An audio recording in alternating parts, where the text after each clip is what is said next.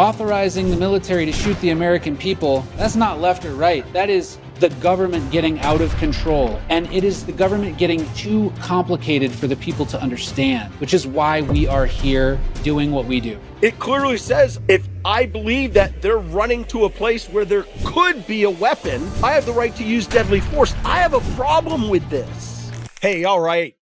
Welcome to this episode of The Wall. Ron, it's good to see you, man. I was off last week on a vacation that was not wanted, but required. It gave me a chance to give that overview of the January 6th episode. We covered so much, and we've got so much more coming up on January 6th, but we're going to take a brief pause from January 6th so we can cover something that, listen, it slipped past all of the mainstream media. It slipped past, I just called Saul Weisenberg, literally called Saul, to see if he'd heard about it. He said, no, nobody's talking about this. And I reached out to you yesterday because this article on my website just got 25,000 hits in the last 4 days because it's the only thing that is reporting this. And listen, it's not the only thing because it's some kooky, crazy thing. My article is the only thing that's reporting this because I think that there aren't too many people other than you and I with the type of experience who actually have a voice that are willing to say exactly what's going on. And I don't mean to be vague, but let's just jump into it. The Department of Defense in late September modified its main policy for the use of force and also permitted that policy to apply on United States soil against United States citizens for civil disturbances. And let me just say that again for the people in the back. The Department of the Defense has just authorized military action against civilians. I can't believe I'm saying this. When there is a civil disturbance and immediate action needs to be taken. This is a broad policy with vague parameters that is capable of substantial abuse. And we know why this is happening less than a month before an election. This is crazy, Sean, and we've got to break it down for everybody. Yeah, it is. And you balance me because I honestly think there's a little something more sinister to this. And I go off of my historical knowledge. I go off of personal knowledge. I am not a conspiracy theorist. I am not a person who automatically jumps to the conclusion that my government is trying to injure me or injure the American people. But I am also not ignorant to the fact that our government is not run by good people. Our government is run by very bad people, very corrupt people. Our government is run not by people, but by a machine. And when that machine gets rolling and that machine keeps going, it was really interesting. This weekend, I was asked a question by somebody about why do you think we haven't seen meaningful immigration reform? And I'll give you the very simple answer. It's because members of Congress who control the ability to fix this problem don't want it. Because these are potential voters. Because everything on the Democrat side is a freebie. It's a handout. This is nothing new. This literally nothing new. If you want to run an egalitarian society, a place where equality is the goal, right? Number one, you will have to put down anybody who is not attempting to be equal. And number two, power is going to have to flow from somewhere. And according to egalitarians, which most liberals would be considered egalitarians at this point, it's going to have to flow from government. So what type of egalitarian government do you want to have? Well, according to the liberals right now, they want to have the type of government where the people are equal, the government gets to be less than equal, and they get to make the decisions. Hey, that's one way of viewing it. Listen, that's just one way of viewing government. If you're a student of government, you're a student of philosophy, you realize that you can have complete communism, and that might work on a small scale. Never seen it work in the wild. It only works on paper. But you could have a democracy, also doesn't work. You could have capitalism. Capitalism kind of has some stains too, let's just say. Rampant capitalism and meritocracy kind of doesn't always look out for the people, and you can have a lot of suffering involved. But those are just the different types of governments. And I think that the battle between left and right is, should we go back towards more of a meritocracy, or should we focus more on egalitarian because we trust the government to provide? But here's the thing. When we're talking about expanding the Department of Defense's use of force against the people, we are screwing with something that is the most sacred. For centuries, I almost said decades, but it's centuries. Centuries. For centuries, since the formation of this government, we have had one thing that has kept us alive, well, and breathing, and not involved in the types of coups that you've seen in South America, or the types of violence that you've seen in the East Bloc countries. The thing that has kept us from all of that is the fact that you cannot, as a president, militarize the United States military against the people of the United States. That was a beautiful rule when they created it. It was a fantastic rule. It was so prophetic. No king can raise an army to use on his people or her people, right? And we would say the president in this case has all of the markings of a king. We don't want that. But we do have a National Guard, which was kind of blurring the lines. So they blurred the lines a little bit. Then they created the ability to federalize the National Guard, right? And federalize the National Guard to take some actions involving people. But this has never involved allowing the use of force against United States civilians under such broad parameters. Let me give everybody a little bit of background about where Sean and I are coming from on this, just so they understand. First, for those who haven't seen shows before, I'm a United States Marine Corps veteran. I was an attorney in the United States Marine Corps. I was deployed to Afghanistan as a lawyer. I have trained tens of thousands of United States Marines who carried a rifle into combat on the use of force. I have worked with teams that were going in to reinforce the embassies during the Arab Spring on use of force, which was a very delicate situation. I've been involved in high-level decisions related to targeting. I've trained with the Israeli military. I've been to the colleges put on by the Army and others related to targeting and how we use force. And I also have trained with CBRN, which is the chemical and biological nuclear capability that we have on the East Coast and the West Coast to defend against those attacks. And I've worked with FEMA. The reason why I mention all of that is because the document that we're about to discuss today was a document that I would keep damn near in my pocket and pull out whenever I needed to show anybody who wanted to use any force and take any action inside of the continental United States. We would say CONUS in the military. Anybody who wants to take any action in CONUS, this document is what I showed them to say, listen, this is what you're allowed to do, and this is what you're not allowed to do. Now, that document has fundamentally changed, and it quietly happened, which is concerning. Because had this document changed, I would have gotten it hot off the press when I was in my prior job in the Marine Corps, and I would have scoured it. And likely there would have been some sort of press release happen, but that never happened. So for those of you watching, don't take our word for it. Go to ronaldwchapman.com, go to the articles section. The second article you will find, and we'll post this in the show notes, is related to the DoD use of force policy.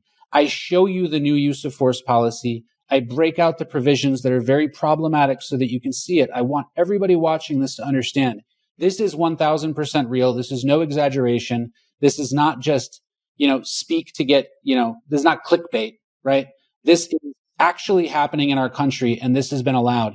So, Sean, I think the best thing to do right now is go through perhaps some of your experience first, but then let's go through this policy line by line to show people why it's so dangerous to allow military action on United States soil. Yeah, listen, for me, I'm a historian. I am a person that has been a policy guru for many years. I've had the opportunity to engage with some of the folks at the highest levels in Congress, in both the upper and lower chambers. I've done things myself as well, and we'll just move on from there. What I will say is this document scares me for a number of reasons. Again, not to reiterate anything that you have said, because I don't want to sound like a broken record. Everything you said, I agree with you spot on. I think the things that concern me are the fact that this is not being talked about in the media. And listen, I don't care that we are in the middle of the most consequential election up to this point, in I think both yours and my life, and probably everyone who's listening to this show in your lives, there's no ifs, ands, or buts about it. But what scares me is that there are some individuals out there that will use the term unstable. And if they were to actually understand why this is being done, and I wholeheartedly believe that this is being pushed out right now, not because of what January 6th was. And let me tell you, January 6th was a bad thing, okay? Bad things happened. Things happened that never should have happened. But they didn't rise to the level of what we saw with Antifa in Portland, in Seattle, in Minneapolis. But again, it was something that shook our democracy, that shook our republic. And it should never have happened, and it should never happen again. But to push out the fact that an executive, a senior leader, not the president, that a senior leader, folks, you need to hear this, has the ability to activate our military during a time of what that individual considers to be civil unrest or the potential for civil unrest. This is frightening. And there are some unstable people out there in these little militias that they have formed. Some may even be these state militias, where what are we going to do? We're going to raise arms against our brothers like we did during the Civil War? Absolutely not. I hope that people in the military are smart enough, are wise enough to say, absolutely not. And I understand soldiers have to follow orders. And I'm not trying to take this thing off the rails, but this is crazy. Let's give them some facts first, because let's talk about it. I don't know why they're saying this change needed to be made, because there was nothing released. So I'm not going to speculate on that. I'm not going to speculate and say that this was in advance of the election. Maybe this was put forward for a long time, and this just happened to be when the policy changed. But that doesn't mean I can't say this was a bad policy change. But I think we need to give some folks out there some of the facts to say exactly what we're talking about. So let's go to paragraph 4 of this use of force policy. And just so that everybody understands, we are talking about DoD Directive 5240.01, okay? And let's put this up on the screen as Ron's talking about this. We'll go through these specific paragraphs so that you can see them. So let's go to this paragraph 4 here. It really discusses when you are allowed to do. And while you're ready, what I always like to say to those who are putting forward things that are absolutely nonsensical. Okay, so if anybody wants to follow along at home, we're going to play I'm Just a DoD Directive. This is the Schoolhouse Rock version. I'm going to show everybody this. So DoD puts out directives. These are not signed by the president. These are put out by the Department of Defense. The Marine Corps has directives. The Secretary of the Navy has directives. Everybody has directives, right? But this is a DoD one, okay? And this tells the Department of Defense, all people in it, all officials, when they're able to take action, all right? Section 3.2 discusses permissible assistance. And this says, in accordance with Section 2.6 of an executive order, which is signed by the president, that's Executive Order 12333. And then it says, as amended by presidential directive or other executive order, the issuance of the following defense intelligence component intelligence assistance to any federal department or agency, including a federal law enforcement agency or to a state or local law enforcement agency when lives are in danger, are authorized. Paragraph 4 says, when lives are in danger, rendering any other lawful assistance to law enforcement agencies or other civil authorities, provided such assistance is consistent with and has been approved by an official pursuant to Section 2 of this issuance, this policy. Such official will ensure that the legal office of the providing DoD component concurs in such assistance. Let me break down what this means. I'm sorry I had to read the broad language to you because I wanted you to understand how confusing these things can be. But when we look at section 3.2, that is under the defense intelligence component assistance. So this says when we can use the Defense Intelligence Agency or other defense intelligence networks to support local law enforcement or federal law enforcement. And here it authorizes that when lives are in danger, okay, you can render any lawful assistance, and an official needs to allow this use of force when lives are in danger. What causes lives to be in danger? I don't know. Somebody says on the news that there's going to be a 8.2 on the Richter scale earthquake in Santa Monica. We can collect all the cell phone traffic of people to get an idea of how many people are located in buildings or whatever after this happens. Yeah, those types of things can occur. But the concept of when lives are in danger is such an absolutely nebulous concept that it's really going to open up this use for a lot. Now, you might say, Ron, that is only related to the use of intelligence, okay? Yes, that means you can monitor and intercept communications of civilians indiscriminately in violation of the Fourth Amendment when lives are in danger. There's not a lives in danger exception to the Fourth Amendment authorizing the U.S. military to take that action. So let's go to the next one. Well, before you go to that next one, I would just want to hit on what I started to say a minute ago, which is, and it has been approved by an official. Who the hell is the official? There's a separate paragraph that deals with that official, and there's a range of officials that can be used, and that's based on, it's a little complicated, but it's based on who you're able to get a hold of at the time, essentially. If you don't have the ability to get this all the way up to the Secretary of Defense, who's ultimately going to be the authorizing official, then you have the ability to authorize that action as long as you are an official.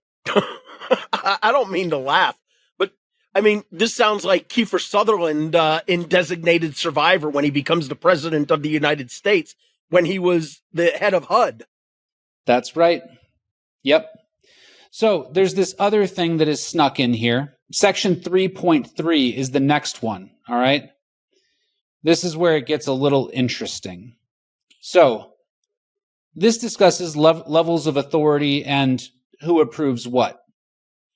But there's a section in here, a paragraph in here, AC, which basically authorizes assistance in responding with assets with potential for lethality, which means lethal aid, or any situation in which it is reasonably foreseeable that providing the requested assistance may involve the use of force that is likely to result in lethal force, including death or serious bodily injury. What that paragraph is essentially saying is the Secretary of Defense may approve of that type of assistance, lethal aid assistance by defense intelligence components. Defense intelligence components are not limited to those drones flying overhead or intercepting communications. Our defense intelligence might include elements that are very consistent with the type of work that the CIA might do, very consistent with the type of work that a boots-on-the-ground Marine unit collecting intelligence, human intelligence capabilities, which means the interrogation of people. This is an incredibly concerning change. Now, it does say that the Secretary of Defense ultimately has to approve that lethality, but it also says, let's go to Section D, General Counsel approval.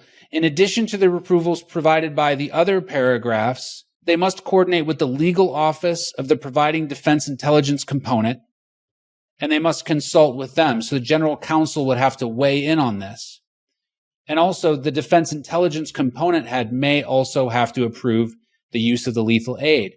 But in a different section of this chapter, it indicates that if you have a difficult time in obtaining that level of approval, and there is some sort of civil disturbance or unrest, or there is a threat to human life, that approval can be sent all the way down to senior official, which is very, very concerning.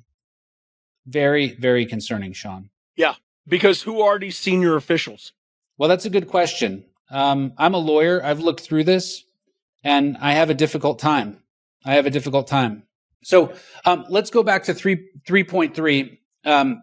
We're back on the same Department of Defense order, page 13. For levels of authority. This is what talks about levels of authority, and we see Secretary of Defense approval listed here. Right.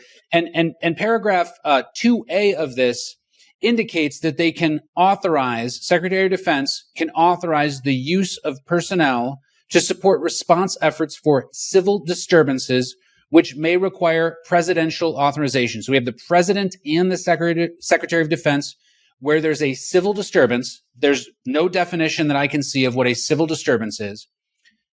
They may be able to authorize the defense intelligence components. Now, again, you might say, Ron, we're just talking about defense intelligence components here.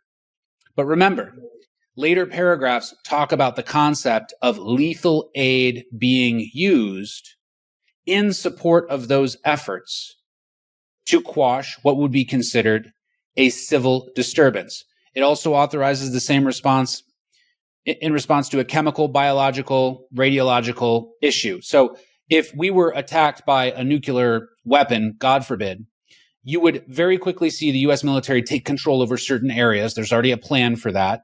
FEMA would be involved like 18 days later when they finally get around to it, or their contractors get involved. But they would cordon off certain areas, they would take control, and they would be able to issue orders. And if those orders weren't followed, then they would be able to take any sort of action that the military might be able to take, including summary court-martial against civilians and other military actions. That's what we have here. Now, think about that, but take out the nuclear bomb issue and put in civil disturbance. That's what this policy allows. The federal government could come in and support federal personnel and say, we are taking over the situation with you.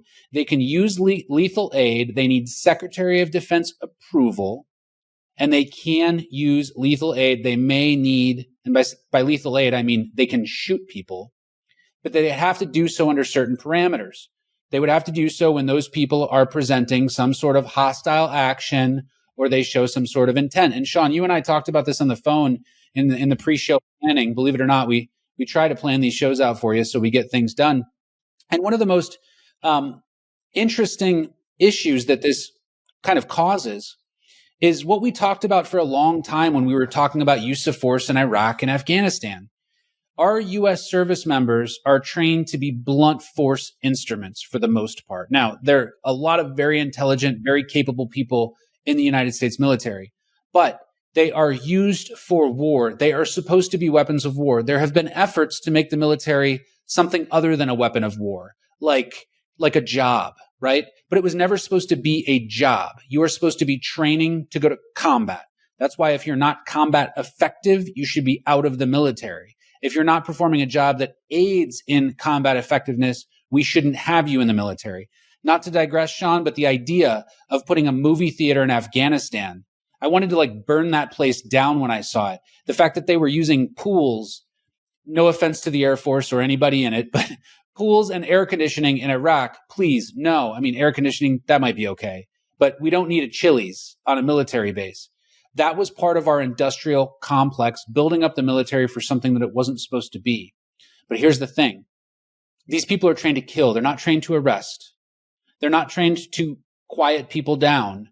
They have one ability, and that is the ability to pull a trigger. At some point, we tried to teach the military, and I was involved in this, how to stop a car at a roadblock. We didn't do it effectively. We never got it right. A lot of civilians were killed in Iraq and Afghanistan because our young service members, and it's really sad because a lot of these people have these lives on their conscience. A lot of service members do, because they were put in a place where they had to stop people at a roadblock, and they had to make the assumption that this person streaming towards them was engaged in a terrorist action when it might have been a family on the way to a hospital. There's a scene, we might even be able to clip it in here, from Generation Kill. It's a miniseries that was relatively realistic based on an actual Marine unit, where many times they had to light people up at roadblocks because they didn't have any other way. If you deploy the United States military inside of our borders, people are going to get shot. If you look at Kent State, if you look at any other time we have tried to deploy force inside of our country, it only takes one shot to start a revolution.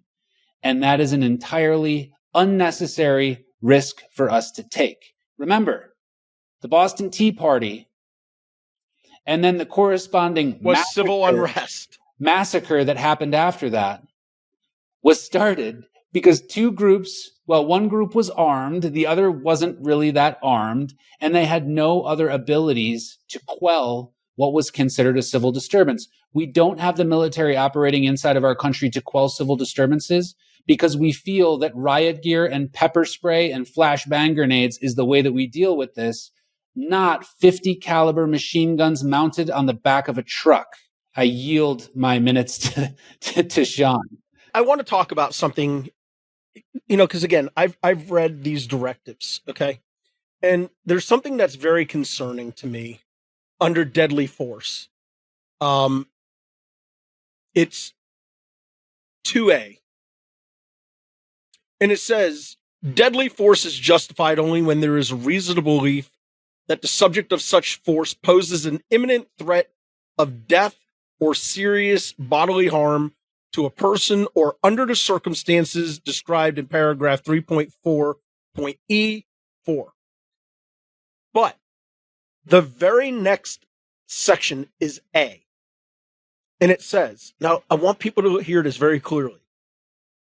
A subject may pose an imminent danger even if he or she is not at that very moment pointing a weapon at a person.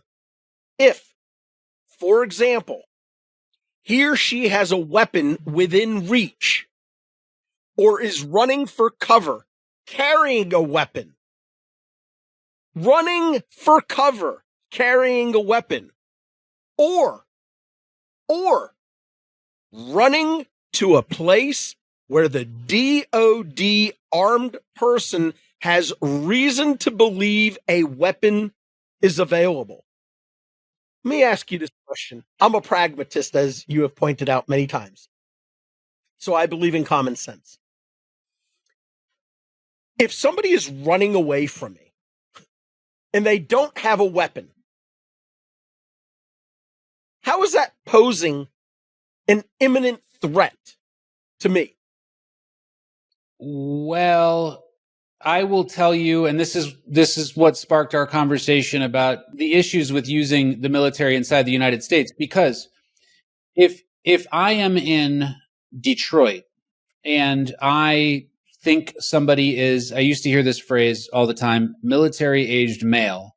I tried to stop my units from using that phrase. We all did, because military-aged male is most of the population in Afghanistan or Iraq. Most of the women in Afghanistan were kept inside of the houses. They weren't allowed out unless they were in full covering, but very rarely were they allowed out unless they were doing something specific. And I'm not playing. That's actually how it is. So you would only see military-age males out or very young boys. And so they would say that that's a sign of suspicion. They're of military age. And I say, no, military age has nothing to do with it. A boy could try to kill you. An old man could try to kill you. Let's not think that way. So if you see somebody who is acting really shifty around a strange pile that you haven't had eyes on for a long time, but you think might look something like an IED on the side of the road, fresh dirt's disturbed, maybe some wires hanging out of it or whatever, and you start to approach that person and they start to run. This is a case study that actually happened in Afghanistan, and they start to run. The question is, are you allowed to take that shot? Well, imminent danger. What does that mean? Well, if they are running to a trigger location, and in order to get near them, you might be crossing near that place where there's a potentially buried IED, they could be very dangerous, and you may very well be authorized to take that shot. That is a situation where the press could easily say, you just shot a person in the back that was unarmed. Well, yeah, but they were near a a mound of freshly disturbed dirt with wires hanging out of it. This is a road where we know IEDs to be on. Right. This person doesn't seem to have any other reason for being in that area and loitering around strange places on a random road is not but something I want to bring this back to America. Tend to do. I understand everything that you're saying, and it makes perfect sense. And this is the problem that I have, like we talked about. Mm-hmm. Our men and women in uniform, I love them. You know I love them. Mm-hmm. I support them. I do anything I can to protect the integrity of the armed forces, the men and women in the Gold Star families, the families who sacrifice everything for the freedoms that we have. But they are not trained in law enforcement.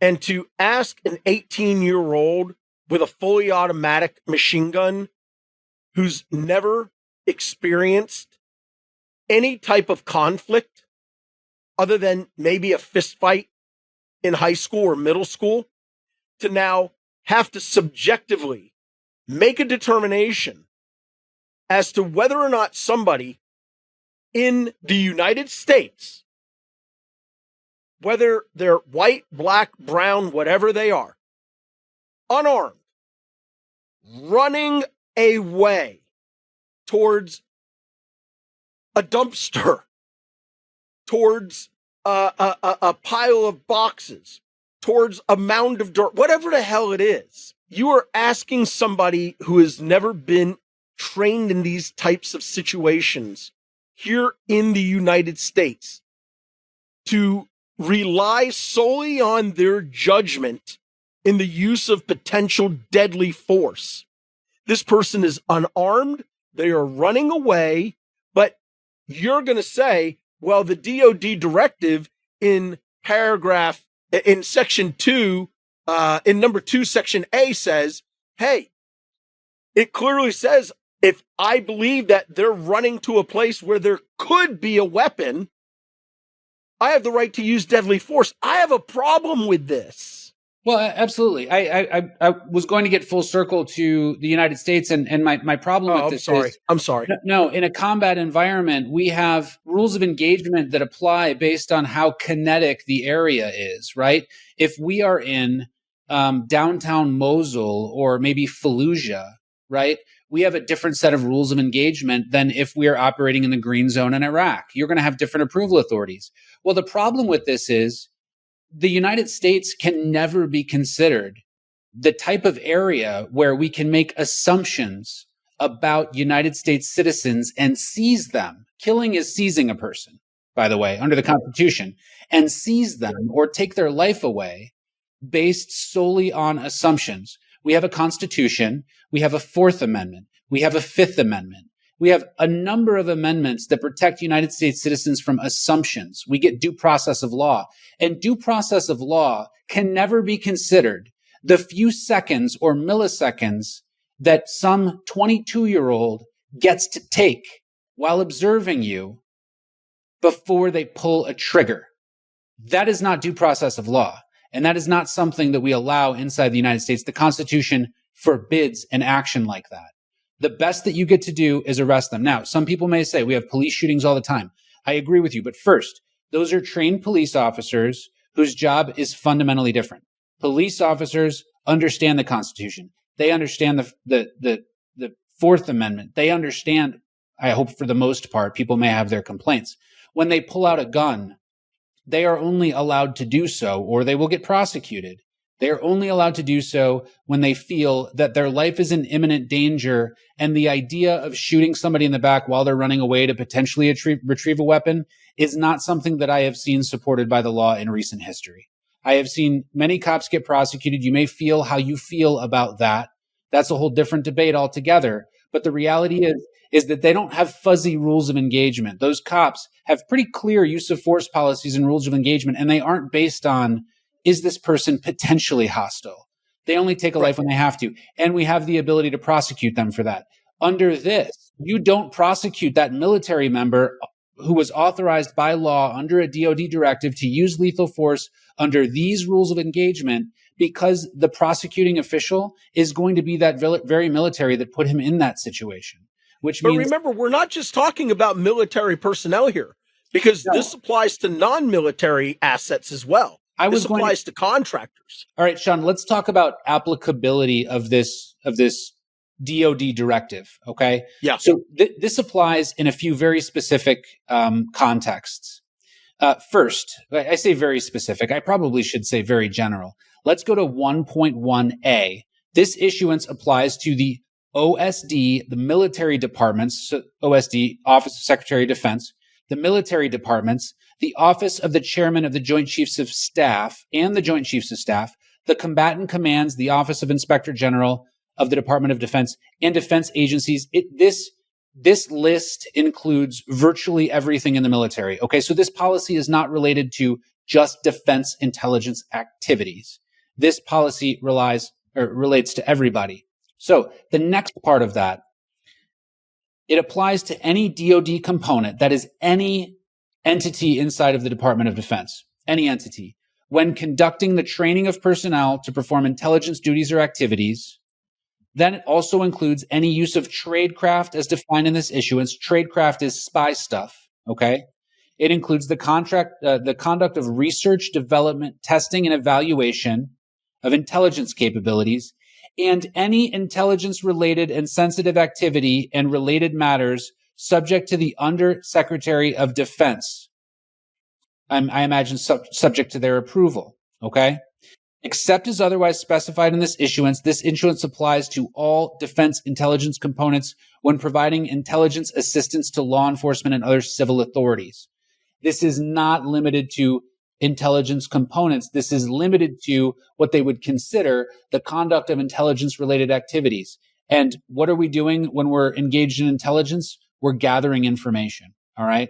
So that means we can start by having a boots-on-the-ground military entity, and we will call them related to intelligence activities. That's what they're doing, which puts them in a position where they could potentially use lethal force against the United States. So this doesn't apply in a few areas: humanitarian assistance, disaster readiness, maritime and aeronautical safety navigation, environmental security, mapping, charting, and other similar activities not constituting foreign intelligence or counterintelligence. All right. Why is this such a subversive policy? It hides the details under the concept of intelligence, and this is why it is snuck through so far, Sean. So the greater military has its own use of force policy, which we can go through and talk about in a second here. But traditionally, we would use intelligence capabilities inside of the United States because that's not considered the use of force against United States populations. This was kind of a gray zone, right? If we're monitoring communications and whatnot, that's not really against this law that we call posse comitatus, which prevents us from using force inside the United States because intelligence isn't force. But what happens when you call something an intelligence component? Say that it is out there gathering intelligence. We are just on the border gathering intelligence about the movement of migrants, but then a migrant shows up with a gun and we waste them. Well, you're engaged in a law enforcement function at that point, and you're allowed to violate the Constitution, right? Because once that person crosses the border, they get due process of law. I think that when you look at the applicability section, the broad language and the change from 2016 is really striking. And let's go down to 1.1, section D, paragraph 2. This also applies to support of civil authorities or civilian law enforcement agencies conducted in accordance with DoD 3025.18. Now, the way that I read this, Sean, and this is again why this policy was so subversive, is this policy applies to all of the things that I've just listed, right? But then section D says this issuance does not apply to, and it says support of civilian authorities or law enforcement agencies in accordance with 3025.18. DoD 3025.18, I'm going to read the title here, is the Defense Support of Civil Authorities Policy. This policy, I don't believe, has been modified since, I believe change 2 was in 2018, okay? And this is the general policy for when we're able to use the military to support civil authorities. This is the other policy that was my bread and butter. So if you're operating, I don't want to get too confusing for folks out there. If you're operating under this policy, you have a lot of restrictions on how you can use force. But if you call yourself an intelligence activity, or you say you're engaged in intelligence activities, you have less restrictions in how you use force.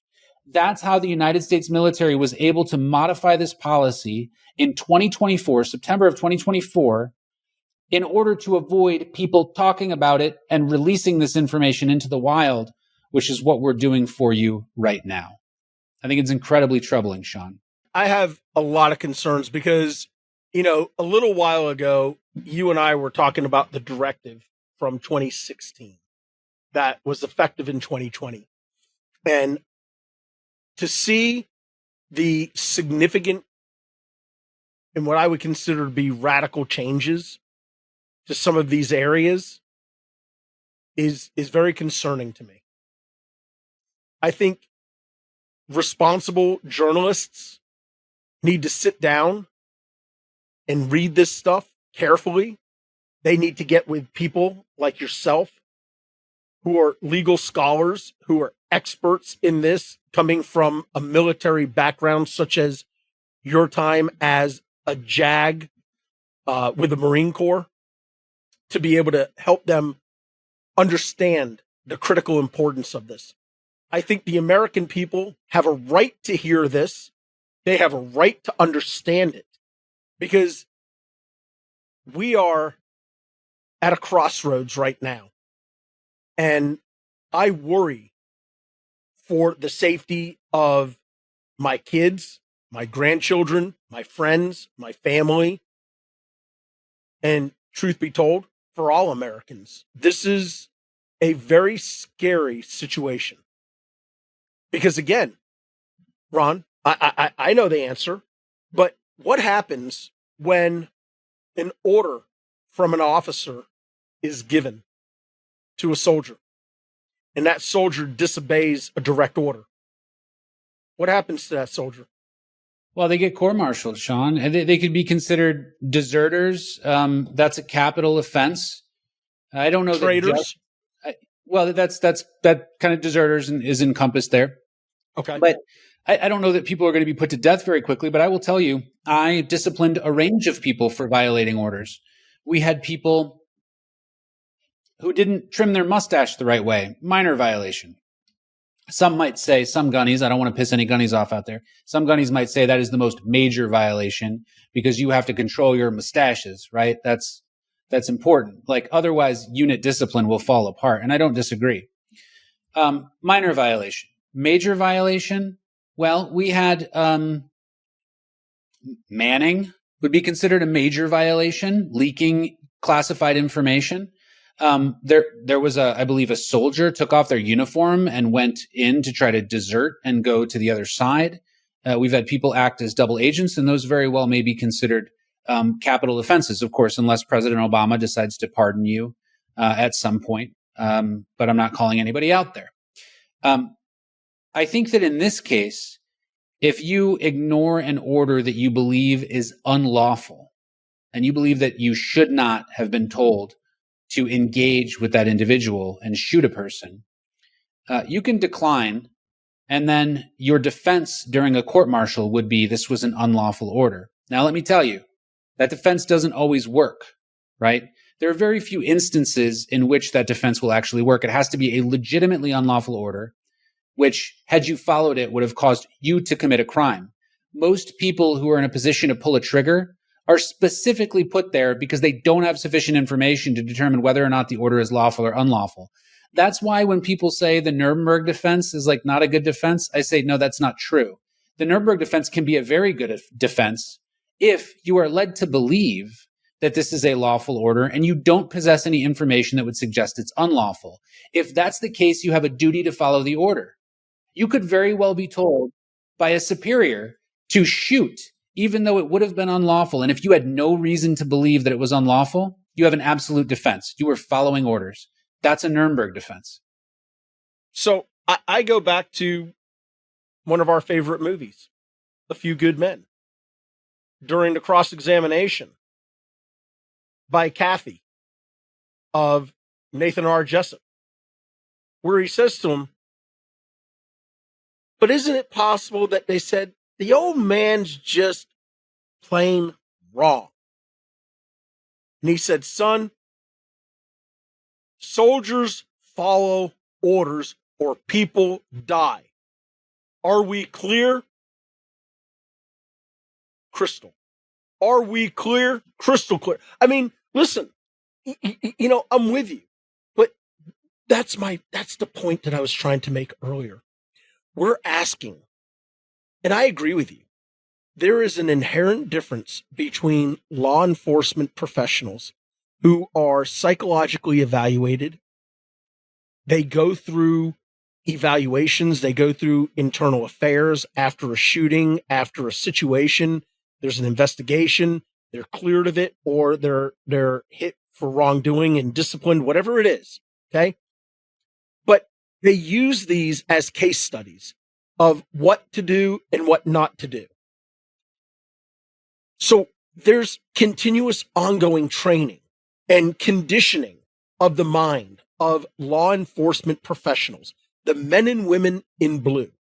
Okay. These are individuals who day in and day out are faced with that decision of, do I holster my weapon or not? Do I pull that trigger or not? This is an opportunity to use less than lethal force. This is a situation where only lethal force can be the optimal outcome. We are now asking individuals who are conditioned. We are now asking individuals who are 18, 19, 20, 21, 22, maybe some older than that, whatever. But they have never been conditioned to understand how to use your judgment.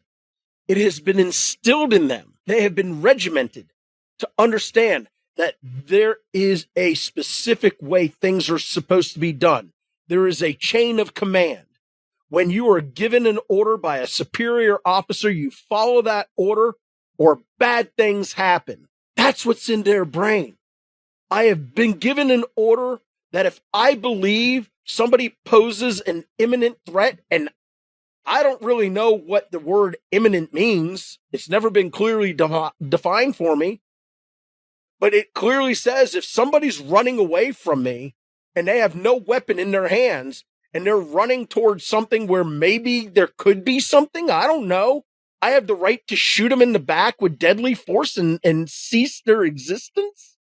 Come on, this is horrible. I have educated tens of thousands of United States Marines on what imminent means, to the point where they understand it, and in many cases will come up to me after a presentation. In fact, their commanders will come up to me and say, listen, that was the most common sense approach to define it. And the funny thing, my presentation that I built, I needed to get authority to do this, special authority. There was a Mark Wahlberg movie. It included George Clooney as well, about the original, like the OG Iraq invasion where we stopped at the border in Kuwait, right? The very opening scene, they're running through the desert and Mark Wahlberg shouts back, are we shooting people? Are we shooting people or what? And then this Iraqi waves a flag and they shoot him. But this is the very clip I played for Marines. Now, the reason being is most Marines were so young and they never saw this movie. And they were like, oh my God, Mark Wahlberg was in something like this. So it's fascinating for them. So they immediately think I'm cool, which getting cool points as a captain is kind of a hard thing to do. So that's how we started. But this was used to train United States Marines on use of force. And the reason why we did that was because that question right there, are we shooting people? Are we shooting people or what? Tells me that he goes out there and he's not aware of his appropriate parameters of use of force, right?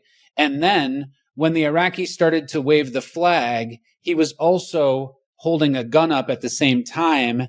And when the Marine who was scoping him saw that, he decided to take him out and he made the shot, right? And then they find a map in the dead Iraqi's butt and they start a treasure hunt, which is the most fascinating movie. Please don't just stop at that clip. Watch the rest of it. It's a fantastic movie. But I don't mean to digress too much. Use of force is very important. All right. There's a Department of Defense policy on the use of force that deals with all military operations. That's policy 5240.01. That specifically says that, and I'm just going to go over this part related to civil disturbances, Sean, because I think the differences between the two policies tell us all we need to know about why this was created. Federal military commanders are provided emergency authority under this directive. Federal military forces shall not be used to quell civil disturbances. Great. The 2010 directive says we're not supposed to quell civil disturbances unless specifically authorized by the president. Great. The president gets to make that decision. Interesting, Sean. The president was just given immunity by the Supreme Court for official acts. This would be considered an official act. And they changed the policy immediately after the president gets immunity for official acts. So this can be authorized by the president in accordance with applicable law. President has to follow the law, or permitted under emergency authority as described below. In these circumstances, federal military commanders have the authority in extraordinary emergency circumstances where prior authorization by the president is impossible and duly constituted local authorities are unable to control the situation, to engage temporarily in activities that are necessary to quell large-scale, unexpected civil disturbances, because such activities are necessary to prevent specific or significant loss of life or destruction, when unduly constituted federal, state, or local authorities are unable to decline to provide adequate protection so that the locals aren't doing it. And then, except for immediate response and emergency authority as described up above,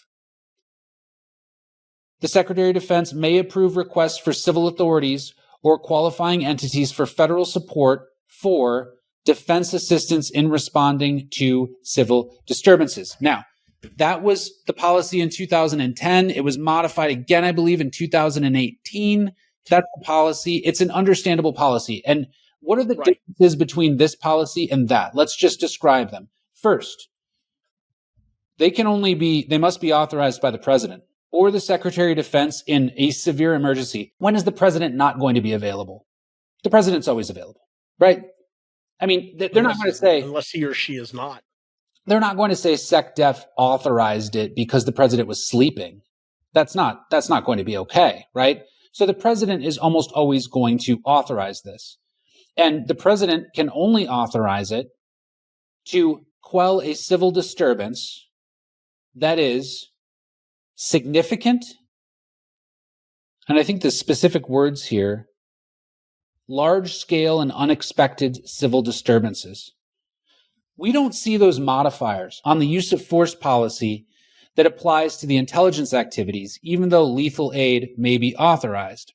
But the most troubling part that we have here, Sean, about the difference between these two directives is the limitation put on what sort of civil disturbances. The Department of Defense decided not to modify the 2018 or 2010, but was modified in 2018 version, because that would have caused a lot of people to understand that the Department of Defense was modifying this ability to use force. So what they did was they snuck it inside of the the defense intelligence guidance, but they made the defense intelligence guidance very broad and allow lower levels of approval. I was a military lawyer, if I'm a military lawyer reading this and a commander says, these forces are out here for intelligence reasons.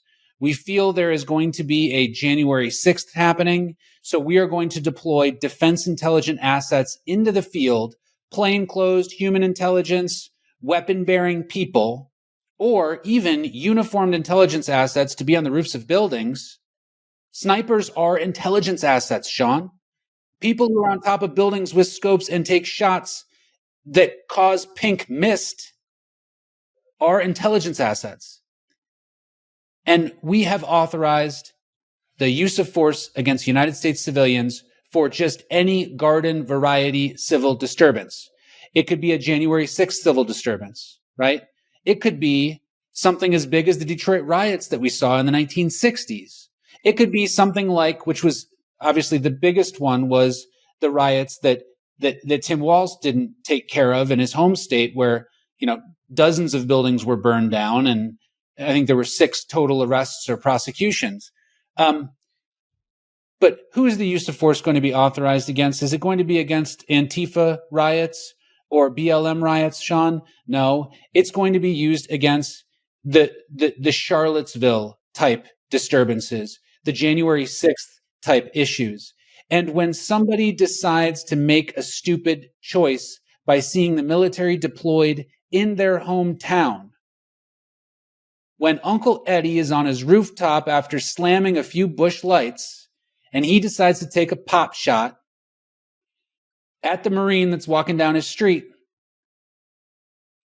World War III in the United States could start. Yes. This is what I don't like about it, Sean. There's a lot of Uncle Eddies amongst us, a lot of Uncle Eddies. And we don't want that causing World War III. All right? I'm so glad I don't have an Uncle Eddie. And I apologize to all the Eddies. Because if I had an Uncle Eddie, my luck, he'd be that idiot on the roof drinking a couple of natties and taking a pop shot at somebody walking down the street. Listen, I'm with you 100%. You know, my hope on this episode is to, with every episode, is to bring light to topics that are not being discussed, that need to be front and center. This one needs to be front and center because of the rhetoric, the undertones, and the overtones of this political cycle. My biggest fear, and say what you want, and I've done a 180 on Donald Trump, and I'm going to tell you why real quick, and it will tie directly into this. In 2016, I voted for Trump. And I'm proud that I voted for Trump because there was no way in hell I was voting for Hillary Clinton. This just wasn't going to happen. Not because she was a woman, because if you talk to my wife will tell you I love Nikki Haley. And I would have been very happy to see a Nikki Haley move forward. I need to interrupt. I was a Nikki Haley evangelist. I loved her for so many years. She was amazing. She was articulate. But then she ran and something just didn't work. Well, she had to change. She had to change her structure, her demeanor, because she was getting attacked by all of these men. And I got to tell you, Ramaswamy, he's brilliant. Yeah, he is ruthless. It's tough. Yeah. You know, they're going against some of these guys, man. Let me tell you something. Haley did a great job. She held her own against DeSantis. She held her own against all of them. I thought she was going to be our first female president. I was excited. But I really did. I did. I was stoked. Mm-hmm. But here's the thing. 2020 came. Trump did a lot of things that were outstanding for the country from a policy standpoint. America first. As the president of the United States, you are the CEO of this country. You have got to put your business first, which is the business of the American people. Trump did that. But Trump lacked what I would consider to be character. In the sense of being a warm and kind person. He was not Reagan-esque, if you will. We've undergone now 4 years of what is effectively the Harris-Biden administration now, since the debacle of the debate between Biden and Trump. Harris became the anointed. She was coronated, and she is effectively the president of the United States. There's no doubt about it. She has separated her campaign from the Biden administration and said, we will no longer be seen together for the remainder of this election cycle. It was all over the news. Okay. But Trump has done a 180. Now, he's still brash at times, but Trump is such a narcissist that he will never allow this country to fail under his leadership. And he has become very charming. He is a very funny individual. And let me tell you something. Him going into the heart of downtown Philadelphia and working the fryer at McDonald's was one of the best things he could have done.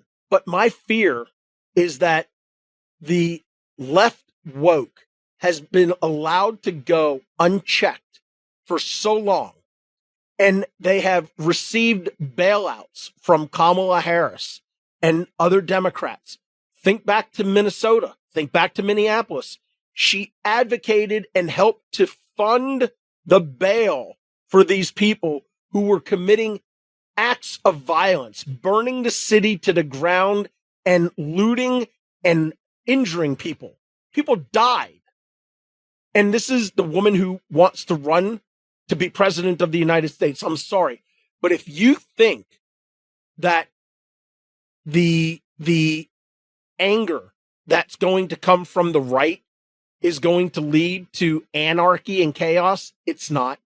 Because the right, at least in my humble opinion, has been the side of law and order. Now, there are some exceptions to that, and there's some very bad people on the far right. And I disassociate, I disavow them. I want nothing to do with them. These neo-Nazis, these skinheads, these Proud Boys, whatever they are, that they don't speak for the majority of America. But our party doesn't allow them to get away with the things that the Democrat Party allows the far left lunatics of their party to get away with. I mean, I fundamentally disagree, Sean, honestly. Do you really? Oh, okay. Absolutely. We should not boil this down to a left versus right. This is a right versus wrong, okay? What we're talking about today is the obfuscation of the truth, the modification of use of force against United States civilians that could be authorized by any president. The traditional left and right debate that is occurring around all of these topics is the distraction that they want you to eat up. They want you to have that. I don't disagree with that. They want you to have that talking point right there to say the left is going to improperly use this, but the right is going to be okay. No, this is about governments and their crimes against the people. Boeing was about governments and their crimes against the people. Agreed. The Epstein issue was about a government and its crime against the people. Left and right doesn't matter. If the left is committing wrongs, we're calling them out. If the right is committing wrongs, we're calling them out. But we don't need to say here on this show that the left is going to abuse this power and the right has traditionally not. That's a debate that we don't even need to exist in right now. All we have to say is there's no way under the Constitution that the United States government should authorize its military to take action against its people, no matter who's involved. Right? That's okay. Where we need to I'm be. with you, but let me tell you why I disagree with your statement. Okay? Because it's the far left that wants to abolish the Constitution. They have said it. They have said it time and again. Listen, Tim Walz wants to fundamentally change, as does Kamala Harris, the Supreme Court. What does the Supreme Court do? They uphold the Constitution. And I'm sorry, if history has taught me anything, especially the recent history, those who invoke violence have come, the majority, from the left. And my fear is when I don't remember who Timothy McVeigh registered to vote for, but I remember a very radical red in the 1990s, a very radical red. And I'm not disagreeing with you. But I'm not disagreeing with the you. lives of what is it? 193 civilians, including a lot of children, was a pretty massive issue. What I'm saying is that debate is beside the point of this here. What you said was that the left wants to destroy the Constitution. There are a lot of people on the left, and I think most of them don't want to destroy the Constitution. There are a few people. I said the far left lunatics. I'm not talking about the Bill Maher liberals. Okay. I'm not talking about the confused Mark Cubans. Okay. I'm talking about the Joy Reids of the world. I'm talking about these demented lunatics like Keith Olbermann. I'm talking about these far left leaning, and they're not even progressives. The progressive has a completely different meaning. These are lunatics. If you want to call out specific people who are involved in destroying the United States government, or who want to abolish the Constitution, I've never heard anybody say we want to abolish the Constitution. I'm not aware of anybody saying that. But I think that that's a distraction from the real issue. And my problem with this, and the reason why I had to pipe up on this, Sean, is because they've got us talking left and right so darn much, and we're ignoring the real problems in America. And that's the difference with this show. We're not going to go to the traditional left-right talking point that ignores the real problem, because the real problem continues to grow while that debate is going on, and left and right is the Coliseum they want you to be standing there watching and cheering for. Pick your side of the Coliseum, Sean. Who do you want to root for? Kamala's going to raise her thumb up or down and decide who lives or dies, or the American people during the election get to do that. But while that's happening, Caesar is taking your land. They're taking your freedom. Caesar is taking your kid. They're taking your opportunity, right? And now they're allowing the military to circle the Colosseum and say who gets to come in and who gets to come out. Stop talking left or right. It's not about left or right. But let me ask you this question. This administration, is it a Republican or a Democrat administration? It doesn't matter. But it does matter, Ron, because these are people who are appointed. These are people who are appointed by the president. None of these them are have people served that the are people. part of his cabinet. Sure. None of them have served the people. The PBM issue that we spoke about in the last episode. I agree with you. The PBM issue that I agree. We spoke about in the last episode. Republicans agreed with the PBMs, right? George Bush is completely fine with PBMs. Barack Obama's fine with PBMs. Clinton didn't have a chance because it was out a little after, but he would have been totally cool with PBMs as well. Donald Trump was fine with PBMs. All right? Everybody's fine with hawkish military when they get in. Donald Trump's a little bit better than most of them, and I think that that's why he will have my support, because ultimately he is not so ingrained in the hawkish military-industrial complex, and he is not so fueled by campaign contributions that he's going to spend his time having a puppet show with the American people saying we're doing great things while he's screwing you over here. Donald Trump doesn't play that game. That's better. Barack Obama played that game excellently. I mean, he was a master. He was the Juilliard of the look at the puppet show game. But what I'm trying to say, Sean, and it sounds like you agree with me, and I'm glad we have this common ground, is that every time we go to the left-right debate, we tend to focus on other side bad, our side good. And we don't focus on government bad. There's no doubt. Ronald Reagan taught us something incredibly important, and that is the most dangerous thing is an unchecked government. And it seems like if we leave them unchecked for the Republicans, we're all happy with that. Add another few trillion to the deficit. But if we want to check it with the Democrats, then we stand on principle and say that Kamala Harris is doing a bad job. Listen, Donald Trump will get into office, but bureaucrats will still be wasting the money of the American people. We're still going to be putting debt onto the heads of our children that will never get paid off. And I hope he wants to change it. But at some point, this country is just ultimately going to go bankrupt unless we go back to those constitutional principles of no taxation without representation. Taxing a dollar that has been taxed after taxed is the most ridiculous thing that we could ever have. Government spending that is going to Ukraine, government spending that's going to surveil the American people needs to stop. These are things that we agree on. And authorizing the military to shoot the American people, that's not left or right. That is the government getting out of control. And it is the government getting too complicated for the people to understand, which is why we are here doing what we do. I agree with you. 100% on that. But I'm still going to say left recently, far left recently, very bad. Far right recently, very bad. Centrists, pragmatists, those in the middle, I'm okay with. But I agree with you. We love those people. Government is bad. There's no ifs, ands, or buts about it. But what I'm talking about, and the reason why I went to the left or right argument is not because that's where I live, because that's not where I live. And I think you know me well enough that I don't live there, because I will attack both sides. Of course, Sean. But for me, the recent history has shown me where the greatest problem has come from and where the greatest potential threat will come from. Yep. And where it will be condoned, which is on the far left. And you even have moderate Democrats running like hell right now. You have senators who are trying to do the politically expedient thing because they know they're on a sinking ship. And they're all now running ads saying, I'm not with Harris. I fought against Biden. Anyways, that's another story for another day. We're on the same page. Government bad. The president who signed my commission as an officer in the United States Marine Corps destroyed more of my civil rights than Barack Obama. That was George Bush. More of my civil rights. But you know what? Bush was under the control of Dick Cheney. Oh, no, I understand the Cheney doctrine and all of that stuff. But that's the problem with our red, blue blinders, right? We're not looking out to protect the American people. And here's what I want to see. Maybe we need to start the pragmatist party, Sean.